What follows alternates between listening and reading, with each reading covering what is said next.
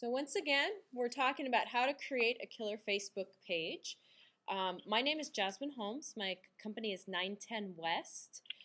We do branding and internet marketing for all sorts of businesses. Our focus is on educating so that people understand the technology and then that way get more from it when they purchase it. Now you've probably heard a lot of talk about Facebook. It was the hot thing last year, and certainly with the movie behind the scenes winning the Golden Globe, that brings a new dimension to it as well. But you may be struggling figuring out how best to use it for your business. One of the best ways is to create a business page. And we're going to talk about today specifically what you can do to make that page as effective and tricked out as possible.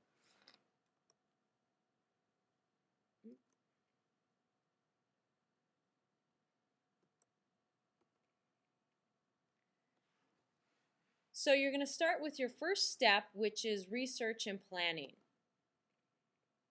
So what does that mean? Well, really you want to look around and get inspired because there are a lot of things that you can do with your Facebook page, but it can be a little overwhelming as well, figuring out what makes the most sense. So take a look at some of the big guys, like the screenshots we've got here. Starbucks has a really great presence. They use it to promote the Starbucks card and what you can get with that.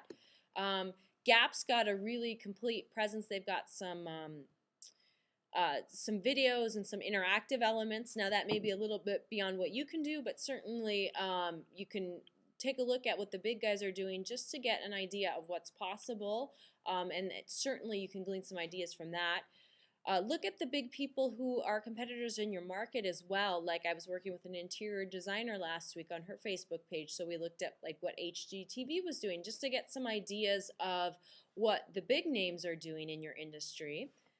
But then also you want to take a look at what your competition's doing. So look at what people in similar businesses or even your direct competition around you are doing to see either what they're doing well or not doing.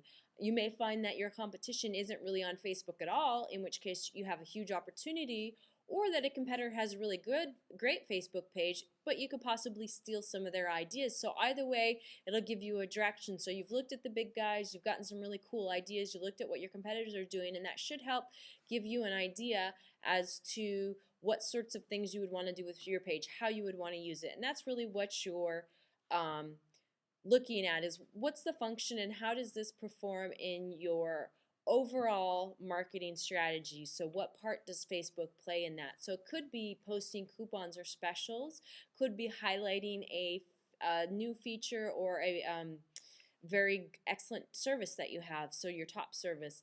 Those kinds of things are ideal uses for a Facebook page, also for creating community as far as getting discussions going or even as a lead capture.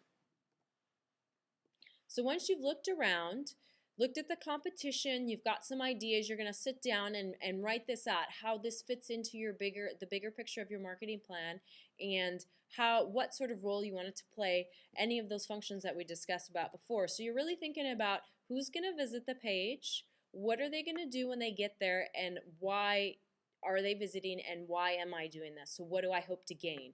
So again, who is your target audience? And it might be different than your normal target audience, or it might be the same. That's one of the beauties with Facebook, is that you have a lot of demographic targeting, so you can really use that to hone down to that perfect customer. What do you want them to do? So that's what I mentioned earlier. That's the lead capture. Sign up for something. Post a picture or some sort of interactive element. Buy a product. So all kinds of different things, and those can all be accomplished within your Facebook page. And finally, why? So why would they go there? But more importantly, why are you doing this? What do you hope to gain from it? And how are you going to measure that? So is that through an increased number of sales or interactions, or you could go as simple as likes, although that's not the best metric, because that's pretty much like hits on your website. You get a lot of those, but they may not lead to a lot of leads. So that's really where you want to be, either measuring leads or sales, some sort of a conversion metric on your site, as well as just people hitting the site up. So once you've got your plan in place, you're going to actually start the fun part and start building the page. The first step is going to be to create the page, and you can do that either directly from your profile. Right under your picture there should be a little link that says create a page. However, if there's not, there's also a web page you can go to. It's http://www.facebook.com/pages/create.php. And and there's also a link to this in my blog and link to all the materials, which I will send out after the class, so that if you want to review any of this or follow up with it or just have the link so you don't have to write it all down. And it'll also I'll have a link to the slideshow so you can watch it again as well. So you've created the page. Here is, I'm going to click a link so you can just see what my basic page looks like.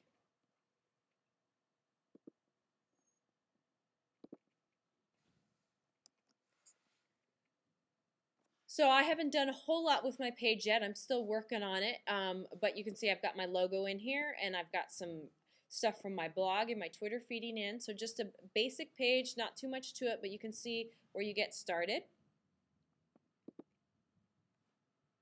Once you get the page created, oops, skipped ahead here. You want to add your company info and your admins. And so I'll show that to you on that screen as well.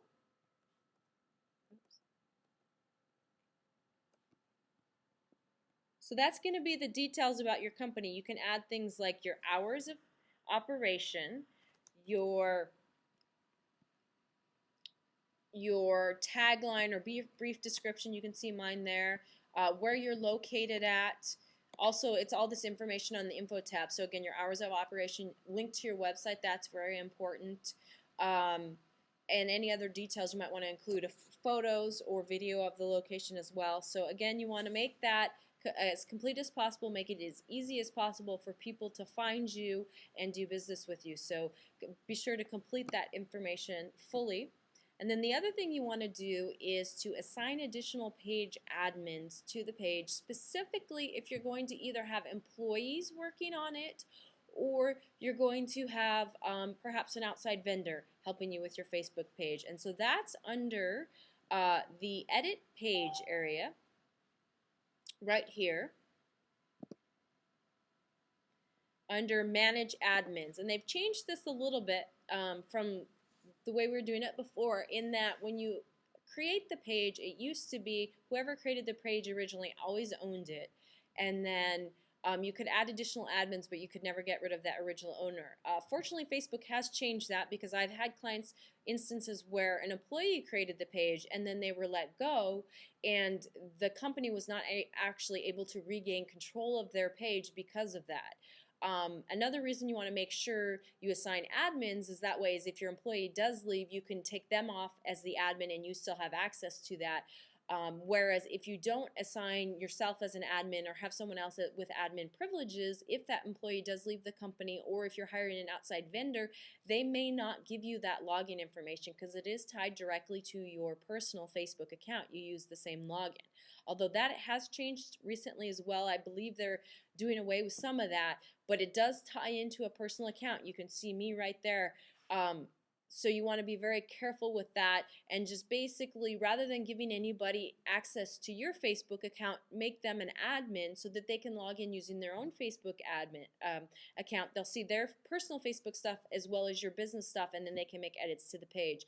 That gives you a lot more control. Again, you can remove them if the relationship ends, and it also prevents you having to give out your personal Facebook information, which you may want to keep that separate from your business. So again, very important step, making sure that you add the admins and you don't lose control of your page. And I do have a little blog post on my blog talking about a new issue with the admins when they remove that, where you could remove the original creator of the page. If you're not careful, like if I was to remove myself right now, I could potentially lose ownership of this page. So always make sure you have at least one admin on the page. Again, if you're the business owner or like the marketing director, that's probably a pretty solid person to have as the main admin because they're not going anywhere. and then you just add everybody else's subs, but make sure you keep one on